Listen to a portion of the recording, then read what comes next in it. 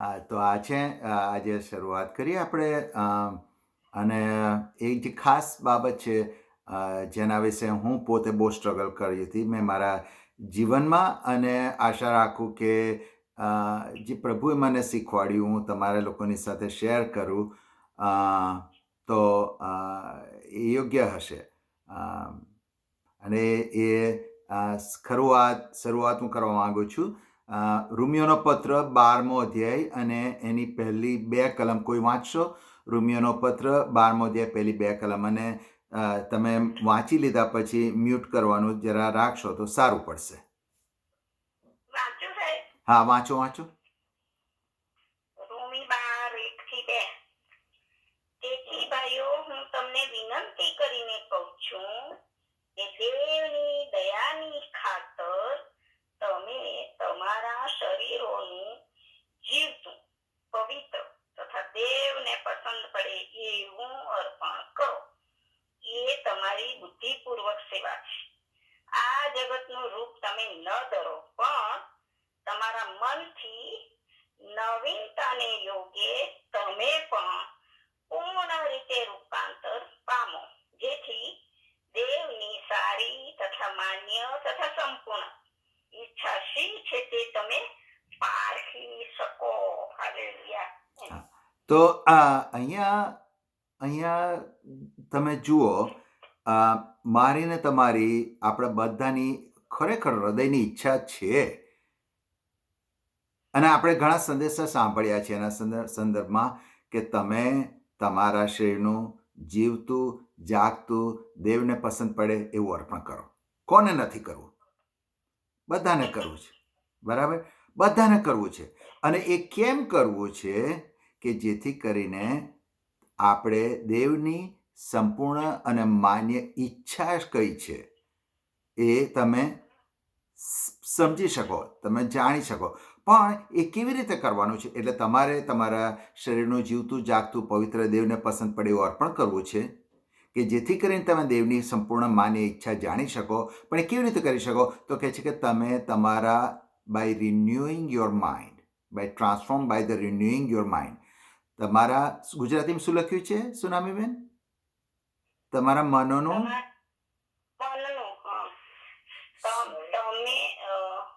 દેવની દયાની ખાતર શરીરનું જીવતું પવિત્ર અર્પણ કરો અને નવીનતાને યોગ્ય તમે પૂર્ણ રીતે રૂપાંતર પામો. આ તમારા મનથી. હા, તો મનથી રૂપાંતર પામવાનું કહે છે. પાવર પ્રેરિત કહે છે મનથી રૂપાંતર પામો. અને ઘણા વર્ષોથી હું એના માટે સ્ટ્રગલ કરતો હતો. અંગ્રેજીમાં એને કહે છે ટ્રાન્સફોર્મ. તમારું ટ્રાન્સફોર્મેશન થાય કેવી રીતે? તો કહે છે રિન્યુઇંગ યોર માઇન્ડ. હવે જે અહીંયા જે ટ્રાન્સફોર્મ છે, જે શબ્દ વાપરેલો છે એ છે મેટામોર્ફોસિસ. તમને ખબર છે મેટામોર્ફોસિસ શું છે? મેટામોર્ફોસિસ એટલે તમે જો, હવે તમને કદાચ શબ્દ નહીં ખબર હોય પણ તમને પ્રક્રિયા ખબર છે. ઈયળની અંદરથી પતંગિયું થાય છે, બરાબર? તે ઈયળમાંથી પતંગિયું થાય છે, કોશેટો થાય છે, ઈયળનો કોશેટો થાય ને કોશેટામાંથી પતંગિયું બની ગયે. હવે ઈયળ અને પતંગિયામાં જરાય સામાન્યતા નથી. ઈયળ હોય તે તમારે ડિસ્ટ્રક્ટિવ છે, પાંદડાને ખા જ કરે.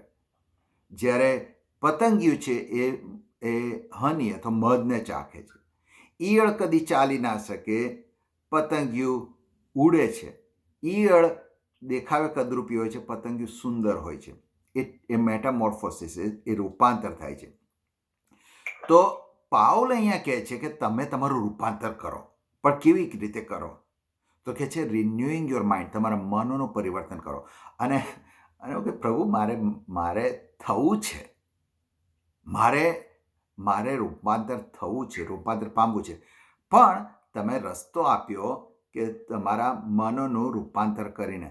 તો મારા મનનું રૂપાંતર કેવી રીતે કરું? શું કરું તો મારું મનનું રૂપાંતર થાય કે જેથી કરીને મારું ટ્રાન્સફોર્મેશન થાય, કે જેથી કરીને મારા શરીરનું ઈશ્વરને પસંદ પડ્યું અર્પણ કરું, કે જેથી કરી અને દેવની સંપૂર્ણ માન્ય ઈચ્છા મારા જીવનમાં પ્રગટ થાય. તમે સમજો છો મારો આ કલમ શું કહેવાય કહી રહી છે? હા, તો સવાલ એ છે કે આખા કલમની કી અથવા ચાવી શું છે કે મનનું રૂપાંતર કરવાનું. મનનું રૂપાંતર થશે તો ટ્રાન્સફોર્મેશન થશે. ટ્રાન્સફોર્મેશન થશે તો દેવનું આપણે જીવતું જાગતું પવિત્ર અર્પણ કરી શકીશું. પવિત્ર અર્પણ કરી શકીશું આપણા શરીરનું, તો શું થશે કે દેવની સંપૂર્ણ માન્ય ઈચ્છા આપણે જાણી શકીશું અથવા આપણા જીવનમાં પ્રગટ થશે. હવે આપણને કરવું છે. હવે હું કોશિશ કરીશ કે આજની સ્ટડી દરમિયાન આપણે સમજીએ કે આ રિન્યુઇંગ યોર માઇન્ડ એ એક્ઝેક્ટલી શું છે. બરાબર? અચ્છા, તો કોલોસીઓના પત્ર એનો 3 અધ્યાય 16 અને 17મી કલમ કોઈ વાંચો.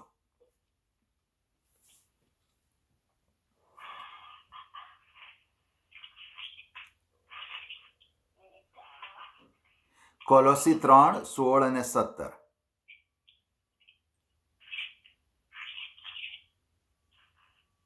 ખ્રિસ્તની વાત સર્વજ્ઞાનમાં પુષ્કળતાથી તમારામાં રહે. ગીતો, સ્તોત્રો તથા આત્મિક ગાયનોથી એકબીજાને શીખવો તથા બોધ કરો અને કૃપા સહિત તમારા હૃદયોમાં પ્રભુની આગળ ગાઓ. વચનથી કે કાર્યથી જે કંઈ તમે કરો તે સર્વ પ્રભુ ઈસુને નામે કરો અને તે દ્વારા દેવ બાપની આભાર સ્તુતિ કરો. આમેન. અચ્છા, તો અહીંયા અંગ્રેજીમાં જો તમે વાંચો ને તો શું લખ્યું છે? The word of Christ dwell in you richly in all wisdom. Word of Christ, ખ્રિસ્તની વાત આપણે ગુજરાતીમાં લખ્યું છે, તમારી અંદર ભરપૂરીપણામાં રહે. હવે અહીંયા જે ડ્વાલ અથવા તમારામાં રહે એનો જે ગ્રીક શબ્દ જે વાપરેલો છે પાઉલે, એ છે એનોઇકિયો. એનોઇકિયોનો અર્થ કે રહેવું. તમે અત્યારે ઘરની અંદર રહો છો, બરાબર? તમે ઘરની અંદર રહો છો, તમે કારની અંદર બેસો છો, તમે ટ્રેનમાં બેસો છો, તમે એ જગ્યાને તમે ઓક્યુપાય કરો છો.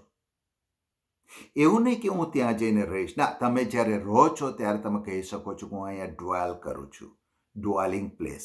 તો શું કહે છે અહીંયા પાઉલ કે ખ્રિસ્તની વાત તમારી અંદર રહે. હવે કેવી રીતે રહે અને એને અને આ મનને અથવા રિન્યુઇંગ યોર માઇન્ડને એ આપણે સમજવાની વધારે ડિટેલમાં કોશિશ કરીએ. હવે જો હું તમને કહીશ તો તમે શાંતિથી સાંભળજો. જે કંઈ આપણી આજુબાજુ છે, આપણે જોઈએ છીએ, એ બધું શા માટે અસ્તિત્વમાં છે? કારણ કે it starts with a thought.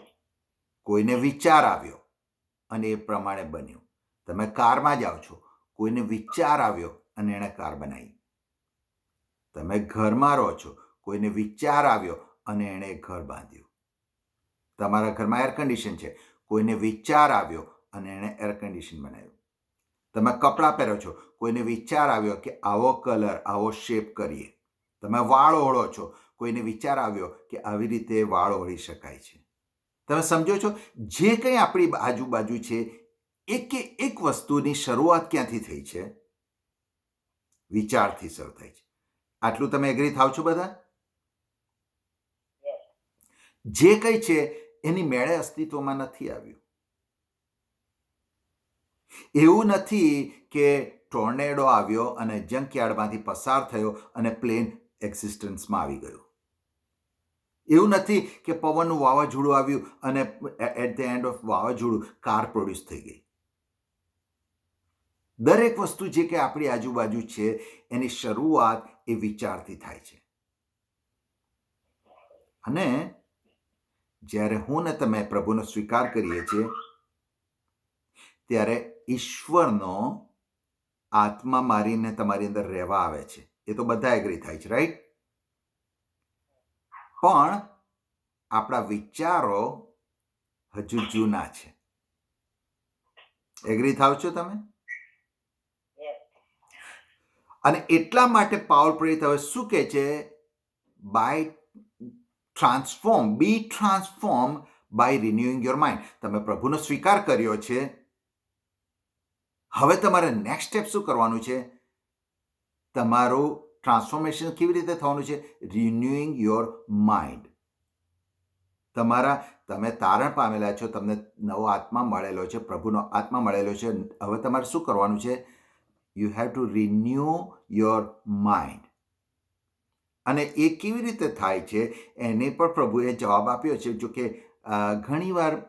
ઘણા વર્ષો સુધી કહી શકું મારે ધ્યાનમાં કેમ નહીં આવ્યું, અને મને લાગે છે કે એ જ સ્ટ્રગલ કદાચ ઘણા લોકોની હશે.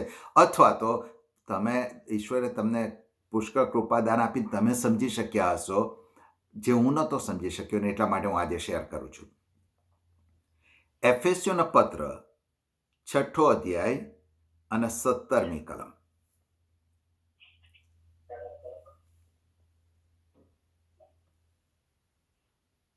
એફેસીયોનો પત્ર 6 અધ્યાય અને 17મી કલમ. એફેસી 6 અને 17. વળી તારણનો ટોપ પહેરો. તારણનો ટોપ પહેરો. હવે અંગ્રેજીમાં તમે જુઓ તો શું કહે છે? Take helmet of salvation. આપણે માથા પર જે હેલ્મેટ પહેરીએ છીએ ને, આપણે મોટરસાઇકલ પર જઈએ તો હેલ્મેટ પહેરીએ છીએ. કેમ? કે કશું આપણે પડીએ તો આપણા માથાની અંદર કશું જાય નહીં, પથ્થર કે કશું એની અસર ના થાય. તો અહીંયા શું કહે છે કે ટેક એટલે તમે લો, અને એ તારણનો ટોપ અથવા હેલ્મેટ ઓફ સાલ્વેશન તમે પહેરી લો. રાઈટ? એટલે એનો અર્થ એવો નથી કહેતો પાઉલ કે તમારે રોજે રોજ તારણ લેવાનું છે. પણ પાઉલ શું કહે છે કે તમે જ્યારે મોટરસાયકલ પર જાઓ છો ત્યારે તમારે ચિંતા કરવાની જરૂર નથી કે તમારા માથા પર હેલ્મેટ છે, પણ તમારે એ ધ્યાનમાં રાખવાનું છે, મેં હેલ્મેટ પહેરેલી, મેં હેલ્મેટ પહેરેલી, મેં હેલ્મેટ પહેરેલી છે, મેં હેલ્મેટ પહેરેલી છે.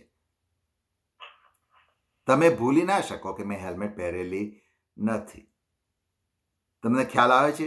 એટલે પાઉલ અહીં શું કહે છે કે તારણનો ટોપ તમે લો અથવા ટેક હેલ્મેટ ઓફ સાલ્વેશન. એનો અર્થ એવો નહીં કે તમારે રોજ તારણ માટે પ્રાર્થના કરવાની, પણ એ શું કહે છે તમે એની સભાનતામાં જીવો કે તમે તારણ પામેલા છો.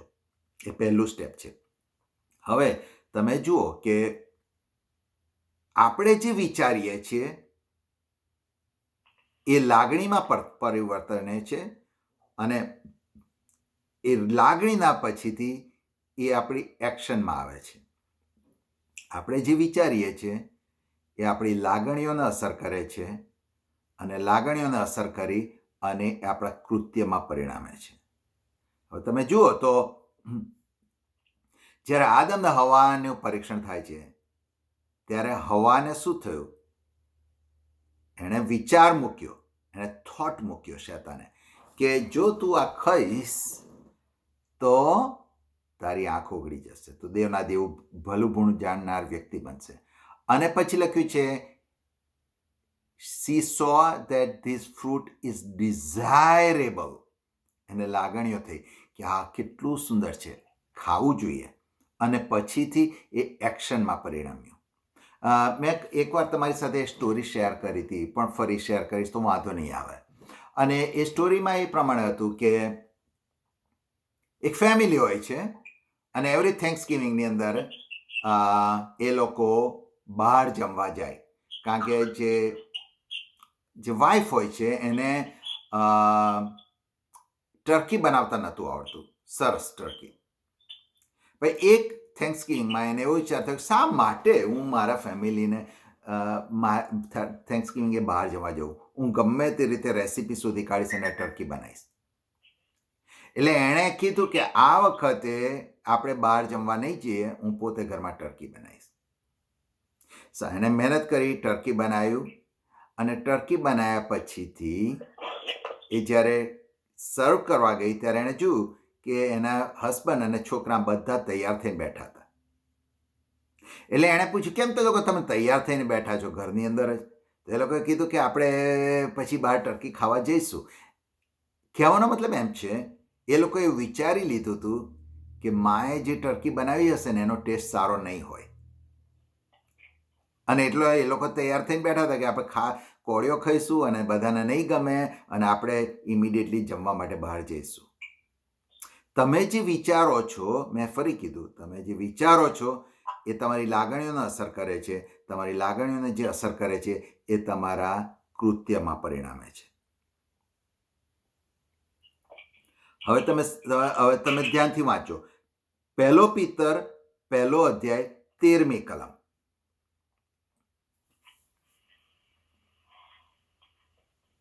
પેલો પિત્તર 1 અધ્યાય 13મી કલમ. 13મી કલમ. એ માટે તમે પોતાના મનની કમર બાંધી સાવધ રહો અને ઈસુ ખ્રિસ્તના પ્રગટ થવાની વેળાએ તમારા પર જે કૃપા થશે તેની પૂર્ણ આશા રાખો. હાલેલુયા. અચ્છા, હવે આ મોટા ભાગે કદાચ આ બહેનો છે અહીંયા, એટલા માટે મને માફ કરજો, પણ હું તમારી આગળ અંગ્રેજીમાં વાંચવા માંગુ છું. કિંગ જેમ્સ વર્ઝનની અંદર જે શબ્દો વાપરેલા છે, રાઈટ? ત્યાં પ્રમાણે લખેલું છે, ધેરફોર, એ માટે, gird up the loins of your mind. Gird up the loins of your mind. કોઈની કને ઇંગ્લિશ બાઇબલ હોય તો ચેક કરો. Be sober and rest your hope fully upon the grace that is to be brought to you at the revelation of Jesus Christ. છે તમારી પાસે કોઈની કને ઇંગ્લિશ બાઇબલ? કશો વાંધો નહીં, તમે પછીથી જોજો. Therefore, gird up the loin of your mind. લોઇન એ જગ્યા બાડીની અંદર રિપ્રોડક્ટિવ સિસ્ટમ છે, રાઈટ? હવે પિતર એ પણ નથી કહેતો કે તમારા મનોનું હૃદય, પણ એની કલ્પના એવું નથી લખ્યું. Therefore gird up the heart of your mind, gird up the hand of your mind, gird up the lungs of your mind. પણ સોરી, એ શું કહે છે? Therefore gird up the loins of your mind. કારણ કે હાથ એ કામ કરવાના માટે છે, હૃદય એ આપણા શરીરની અંદર બ્લડ સર્ક્યુલેટ કરવા માટે છે, લંગ્સ હવા લાવવાને જવા માટે. પણ લોઇન્સ જે છે એ શરીરનો એ ભાગ છે કે જેમાંથી રિપ્રોડ્યુસ થાય છે, લાઈફ રિપ્રોડ્યુસ થાય છે. અને પિતર એટલા માટે કહે છે gird up the loins of your mind, કારણ કે ત્યાંથી પ્રોડક્શન થાય છે. શાનું પ્રોડક્શન થાય છે? મગજમાંથી વિચાર આવે છે, વિચારમાંથી કૃત્ય પરિણામમાં આવે છે. હવે જો તમે જુઓ, તમારા જીવનમાં તમે ઘણી બધી ડિસિપ્લિન લાવી છે. રોજ તમે 10 મિનિટ ચાલવાનું હશે તો તમે ચાલશો જ. જો તમે ડિસિપ્લિન લાવી છે કે આજે હું 2 અધ્યાય બાઇબલના વાંચીશ તો વાંચશો જ. તમે ડિસિપ્લિન આણી છે કે આજે હું પ્રાર્થના કરીશ તો કરશો જ. તમે ડિસિપ્લિન આણી છે કે આજે હું પ્રેયર લાઇનમાં જઈશ તો તમે જશો જ. તમે ઘણું બધું ડિસિપ્લિન કર્યું છે તમારા જીવનમાં, which is good. The area most જેની અંદર ડિસિપ્લિન નથી એ કયો વિચાર, કઈ એરિયા છે ખબર છે? તમારા વિચારો. એકવાર વિચાર શરૂ થાય પછી એ ટ્રેન અટકતી નથી, અને એ ટ્રેન અટકતી નથી અને પછી આગળ જાય છે. મને તાવ આવશે તો હું મને કોણ ખાવાનું બનાવશે? મને કોઈ ખાવાનું નહીં બનાવવા આપે, હું ભૂખે રહીશ તો હું નબળી થઈ જઈશ તો મારું કોણ કરશે? તો મારથી ચલાશે નહીં. તમે સમજો છો મારો પોઈન્ટ? શરૂઆત ક્યાંથી થઈ? મને તાવ આવશે, એક જ થોટ. અને એ એક વિચાર પછી બીજો વિચાર, પછી ત્રીજો વિચાર, પછી ચોથો વિચાર, અને પછીથી 15 મિનિટ પછી તમે શું થઈ જશો? ડિપ્રેસ થઈ જશો. અરે મારું જીવન કેવું ખરાબ છે. એ શરૂઆત ક્યાંથી થઈ? એક વિચારથી. કારણ કે આ પિતર શું કહે છે કે gird up the loins of the mind. કારણ કે જો તમે ત્યાં પહેલો જ વિચાર મને તાવ આવ્યો એ તમે અટકાવી ના દીધો તો એણે પ્રોડ્યુસ કરવાનું શરૂ કરી દીધું. એણે બીજા વિચારો પ્રોડ્યુસ કર્યા, બીજા થોટ પ્રોડ્યુસ કર્યા, અને તમારી લાગણીઓને અસર થઈ. તમે ડિપ્રેસ થઈ ગયા, અને પછી તમે ડિપ્રેસ થઈ ગયા પછી એક્શન શું આવી ખબર તમને? આજે તો હું ચર્ચમાં નહીં જાઉં, હવે આજે તો પ્રેયર મીટિંગ છે ને હું તો નહીં ભાગ લઉં. એ એક્શનમાં પરિણામ્યું. તમે સમજો છો હું શું કહી રહ્યો છું? મને સારું નથી. બરાબર. પછી શરૂઆત ક્યાંથી થઈ? એટલે હા, એક્શન તો મેં તમને શું કીધું કે સૌથી ઇમ્પોર્ટન્ટ બાબત છે અથવા કે આપણા જીવનમાં મોસ્ટ અનડિસિપ્લિન એરિયા કયો છે? વિચાર. અને એટલું ઇમ્પોર્ટન્ટ છે એટલા માટે જો તમે રોમિયોનો પત્ર 12મો અધ્યાય 1લી ને 2જી કલમ છે ને તમે મોઢે કરી લેજો. અને પહેલો પિતર 1લો અધ્યાય 13મી કલમ, કારણ કે એ તમને ખબર છે કે શરૂઆત ક્યાં છે. તમારા મગજ તમારો વિચાર એ પ્રોડક્શનની ફેક્ટરી છે અને એટલું બધું માસ પ્રોડક્શન ત્યાં થાય છે નોન સ્ટોપ, એમાં કદી શટડાઉન જ નથી થતું. અને પછીથી એ તમને એ રસ્તા ઉપર લઈ જાય છે. રોમિયોનો પત્ર 8મો અધ્યાય 5મી કલમ.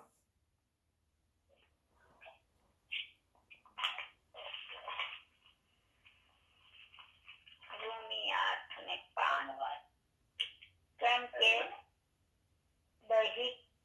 કેમ કે જેવો દૈહિક છે તેઓ દૈહિક બાબતો પર મન લગાડે. બસ આપણે અહીંયા જ અટકીએ.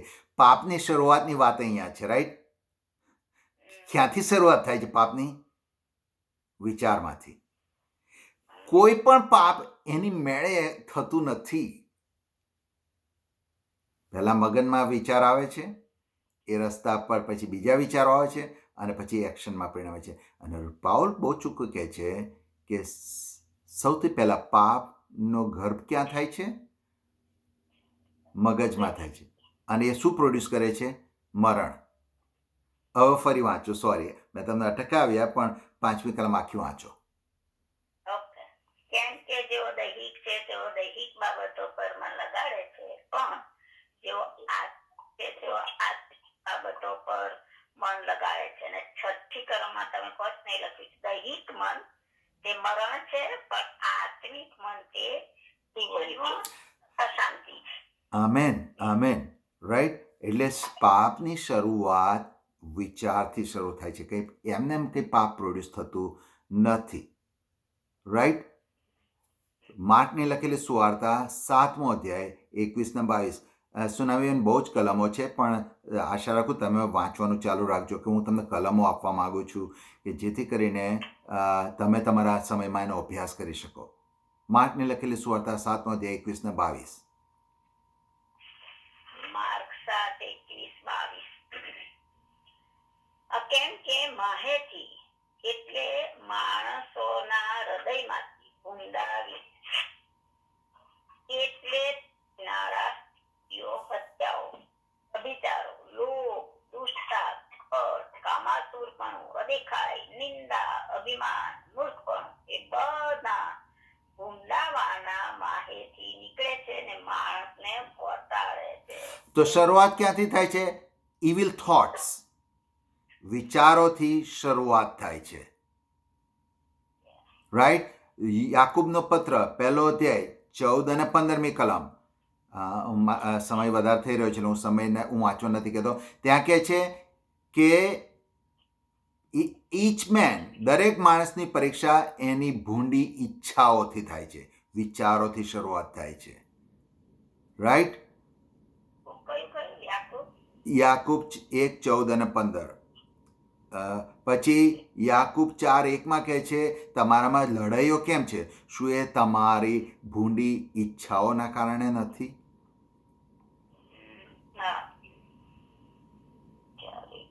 રાઈટ? માથીને લખેલી સુવાર્તાની અંદર પ્રભુ પોતે કહે છે 23મા અધ્યાયની 26મી કલમમાં કે હે ફરશીઓ, પહેલાં તમે તમારા કપને અને તમારી ડીશને અંદરથી સાફ કરો, તમારા વિચારોને સાફ કરો, અને પછી આ બહારની બાબતો એની મેળે સાફ થઈ જશે.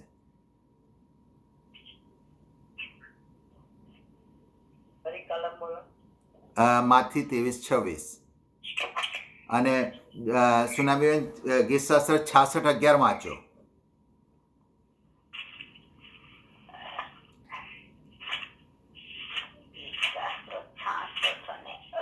18.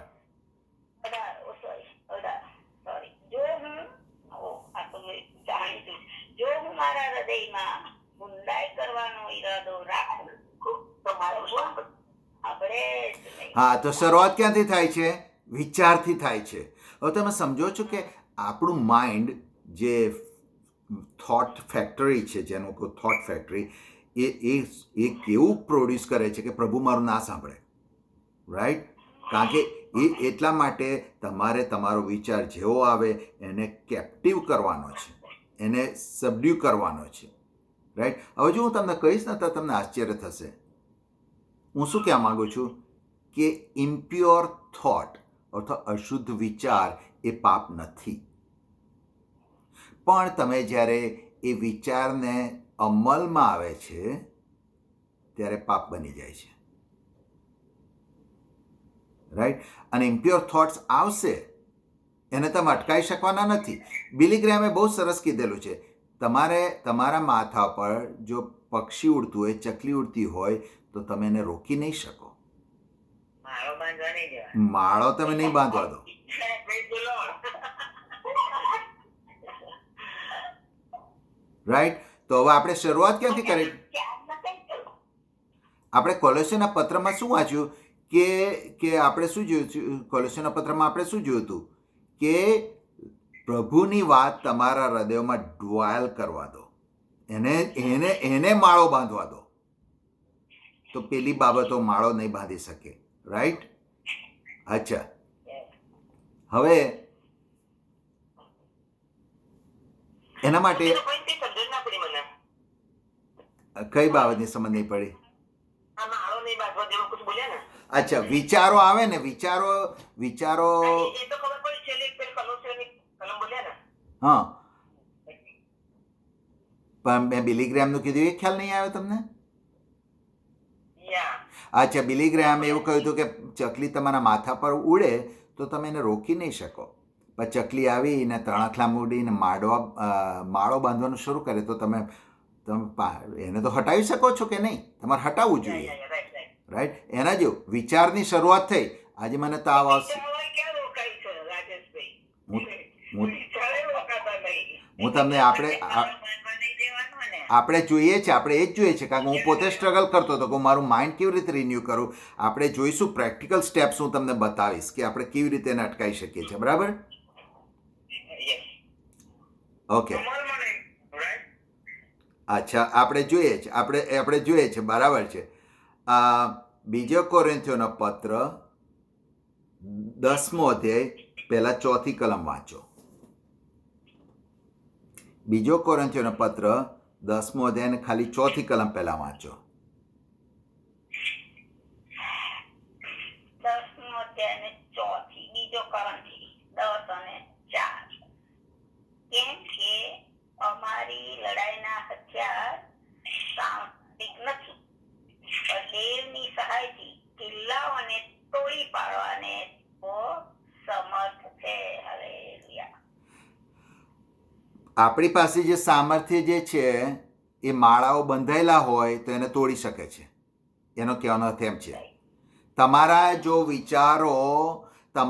વિચારો સ્ટ્રોંગ થઈ ગયા હોય, જેમ કે તમે કીધું વિચારો આવે છે, તો એને આવતા અટકાવવાના માટે પ્રભુએ જે આપ્યું છે તમને એ સામર્થ્યવાન છે. પહેલી બાબત તમને આપવામાં આવેલું છે કે તમે સ્ટ્રોંગ હોલ્ડ ન થવા દો, તમે માળો નહીં થવા દો. હવે તમે જુઓ તો 5મી કલમ વાંચો. બીજો કોરિન્થીયોનો પત્ર 10મો અધ્યાય 5મી કલમ. 5મી કલમ. અમે વિતંડાવાદોને તથા દેવના જ્ઞાનની વિરુદ્ધ જે કંઈ માથું ઊંચકે છે તેને તોડી પાડીએ છીએ અને દરેક વિચારને વશ કરીને ખ્રિસ્તની આધીનતામાં લાવીએ છીએ. અચ્છા, તો હવે અહીંયા પાઉલ શું કહે છે કે તમે હમણાં કોઈ કીધું કે વિચારો તો આવે છે અને કેવી રીતે કરી? વિચારોને તમે આવતા અટકાવી નહીં શકો, પણ શું કહે છે, વિચાર આવે ને એને પકડી અને ખ્રિસ્તની અધીનતામાં લાવો છો. હવે જો તમે જુઓ અહીંયા જે લખ્યું છે ને, અંગ્રેજીમાં હું વાંચ્યું છે, કિંગ જેમ્સ વર્ઝનમાં બહુ રાઈટ શબ્દ વાપરેલો છે. લખ્યું છે casting down imagination. Casting down imagination એટલે કે છે જે ઇમેજિનેશન છે, આપણે શરૂઆત કરી કે આપણે જે કંઈ જોઈએ છે ને એ વિચારથી બન્યું છે, રાઈટ? ઇમેજિનેશન છે. આપણે ઘણા બધા સંદેશાઓ સાંભળીએ છીએ, વિચારો તારણના ને બધા ખોટા નથી, પણ આપણે બહુ ઓછો અભ્યાસ કરીએ છીએ ઇમેજિનેશન પર, થોટ પર, અને થોટ અથવા વિચારો કેવી રીતે કાર્ય કરે છે. અને અહીં પાવર શું કહે છે કે હું મારા દરેક વિચારોને કેવી રીતે, વિચાર આવે છે તો વિચારને હું ખ્રિસ્તની અધીનતામાં લાવું છું. પણ કેવી રીતે લાવું છું કે કાસ્ટિંગ ડાઉન એવરી ઇમેજિનેશન, જે કંઈ ઇમેજિનેશન વિચાર આવે છે એને હું પહેલાં નાખી દઉં છું. અને કેમ? કારણ કે કેવી રીતે નાખી શકું છું? કારણ કે ચોથા અધ્યાયમાં કહે છે કે ખ્રિસ્તે મને સામર્થ્ય આપેલું છે. જો હું ને તમે જે એન્વાયરમેન્ટમાં જીવીએ છીએ એને આપણે બદલી નથી શકતા. જે કુટુંબમાં, જે જગ્યામાં આપણે છીએ એને બદલી નથી શકતા, પણ આપણે કેવી રીતે એને રિસ્પોન્સ આપીએ છીએ એ તો આપણે ચોક્કસપણે કંટ્રોલમાં કરી શકીએ છીએ. તો હવે જો હું તમને પ્રેક્ટિકલ સ્ટેપ્સ કહું છું. આપણે વાંચ્યું હતું હમણાં કે ખ્રિસ્તની વાત તમારા મનમાં રહેવા દો. એનો અથવા word of Christ, word of Christ કોણ છે? તો પ્રભુના વચનો છે. એટલે જો તમને, હું પ્રેક્ટિકલ છું, તમને વિચાર આવે કે મને તાવ આવશે તો હું કહું કે પ્રભુનું વચન એવું કહે છે કે તારા સોળથી મને સાજાપણું મળ્યું છે એટલે મને તાવ જ નહીં આવે. મેં શું કર્યું? મારા વિચારને મેં કેપ્ટિવ કરી દીધો, પકડી લીધો અને ખ્રિસ્તની અધીનતા માણ્યો. હું ઘરડી થઈશ તો મને કોણ, મારા પૈસા ક્યાંથી આવશે? તો પ્રભુનું વચન કહે છે સિંહના બચ્ચાને તંગી પડશે પણ જે ન્યાયને કોઈ સારાવાનાની અછત નહીં પડે. મેં શું કર્યું? મારો જે વિચાર આવ્યો મેં ખ્રિસ્તની અધીનતામાં લાઈન મૂકી દીધો. પણ મેં બીજું સ્ટેપ નહીં કર્યું કે મને તાવ આવ્યો, તાવ આવશે તો મને, મારી કંઈ તો દવા નથી, કોવિડ ચાલે છે. મેં શું કર્યું? તાવ આવવાનો વિચાર આવ્યો ને એને જ ખ્રિસ્તની અધીનતામાં લાઈન મૂકી દીધો, એટલે બીજો વિચાર જ નહીં આવ્યો. હું પ્રેક્ટિકલ તમને કહી રહ્યો છું કે તમે તમારા વિચારોને, પહેલી બાબત પ્રભુના વચનોને અધીનતામાં લાવો. બીજી બાબત, મેં તમને થોડા વખત પર કહ્યું હતું, એ જ ઉદાહરણ ફરી આપું છું કે દહીં ખાટું હોય તો તમે એમાં 10 કિલો ખાંડ નાખી દો તો ખાટાશ રહેની જગ્યા જ નહીં રહે.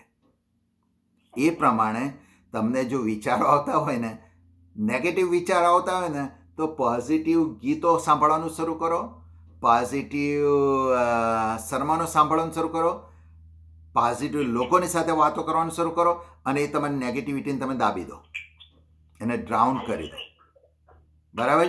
ત્રીજી બાબત, તમને જો કોઈ, હવે તમે એમ લાગે ભાઈ મને સ્પોર્ટ્સ નથી ગમતી, તમને જે ગમતું હોય, હવે હું એવું નહીં કહેતો બાઇબલ નહીં વાંચવું જોઈએ, પ્રાર્થના નહીં કરવી જોઈએ, એની વાત નથી કરતો, પણ તમને જે ગમતું હોય એવી એક પ્રવૃત્તિ કરવાનું ચાલુ કરો. તમે જો તમને પેઇન્ટિંગ કરવાનું ગમતું હોય તો પેઇન્ટ કરવાનું શરૂ કરો. જો તમને ભરતકામ કરવાનું ગમતું હોય તો અઠવાડિયામાં એકવાર 5 મિનિટ માટે તમે ભરતકામ કરો, જેમાં તમારું મન આનંદિત થાય છે તમે કરો. પછીથી તમે જે અત્યારે કરી રહ્યા છો ફેલોશિપ, પ્રભુના લોકોની સાથેની સંગત કરો, પ્રભુના લોકોની સાથેની સંગત કરો. અને પછીથી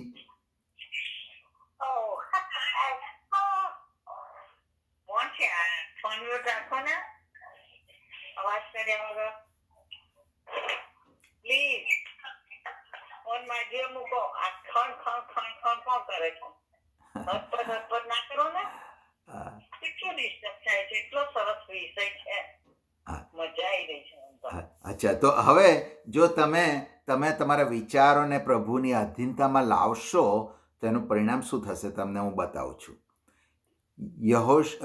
યહોશાનું પુસ્તક 1 અધ્યાય 8મી કલમ.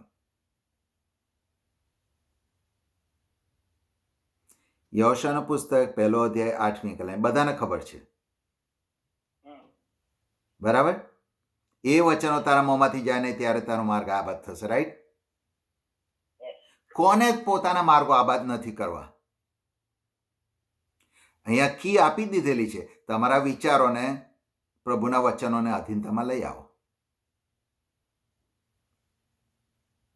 અને સૌથી સરસ બાબત, ગીતશાસ્ત્રનું પુસ્તક 1 અધ્યાય 1લી 3 કલમ. યાદ છે કોઈને? ઈશ્વરની સલાહ પ્રમાણે ચાલતો નથી, પાપીઓના માર્ગમાં ઊભો રહેતો નથી. બીજા કોઈ સાથે રહેતો નથી. હવે એ માણસ નદી પાસે જ રોપાયેલા ઝાડ જેવો છે જેના ફળ ઋતુ પ્રમાણે આવે છે, બરાબર? અચ્છા, એટલે ફળ એટલે શું છે? જો તમે જો એને પ્રોસ્પેરિટીની વાત કરે છે, એ પ્રોસ્પેરિટીની વાત છે, રાઈટ? હવે હવે આ કી છે, બહુ વિચિત્ર કી છે પણ એ સાચી કી છે. બાઇબલની બાબતો નહીં સમજ પડે પણ સાચી છે. જો તમે વચનોની અંદર તમે રોકાયેલા છો, તમારા વિચારો વચનો દ્વારા અધીનતામાં આવે છે, બેઝિકલી શું કહે છે, તો ઓટોમેટિકલી તમે પ્રોસ્પર થશો. તમે પ્રોસ્પર થશો તમારા ફાઇનાન્સમાં, તમે પ્રોસ્પર થશો તમારા રિલેશન્સમાં, તમે પ્રોસ્પર થશો તમારી હેલ્થમાં. દરેક જાતની પ્રોસ્પેરિટી તમને મળશે. આપણે ટીવી પર જે પ્રોસ્પેરિટીની સમાચાર કે તમે આટલું દાન આપો ને આ તમને મળશે, હું એની વાત નથી કરતો. પ્રભુનું વચન કહે છે કે તમે જો તમારા વિચારો, તમારા માઇન્ડ તમે રિન્યૂ કરશો પ્રભુના વચનોની આધીનતામાં, તો પ્રોસ્પેરિટી એ ઓટોમેટિક એનું ફ્રૂટ થશે. અને છેલ્લી બાબત, જો તમે અત્યાર સુધી તમારા વચનોને, તમારા વિચારોને વાઇલ્ડ ફાયરની જેમ રન થવા દીધા છે, એને કંટ્રોલ જરાય કર્યો નથી, અને એને તમારી અંદર જો ડિપ્રેશન પ્રોડ્યુસ કર્યું છે, એના કારણે તમે કડવા બની ગયા છો, એના લીધે જો તમારા સંબંધો તૂટી ગયા છે કારણ કે તમારી શરૂઆત થઈ છે વિચારોથી, તો પ્રભુની અધીનતામાં લાવો, પ્રભુની માફી માંગો અને પ્રભુને કહો, પ્રભુ એ જૂનું જતું રહ્યું, આજથી હું મારું માઇન્ડ રિન્યૂ કરું છું. આજથી હું મારા એક એક થોટને તારા અધીનતામાં લાવીશ. આજથી હું એ એક થોટને બીજો થોટ પ્રોડ્યુસ કરવા નહીં દઉં. આજથી મારી થોટની ફેક્ટરી છે એને હું બંધ કરી દઈશ, અને તમે મને સહાય કરો, અને હું તમને ગેરંટી આપું છું તમારા જીવનમાં તમે પરિવર્તન જોઈ શકશો. Thank you.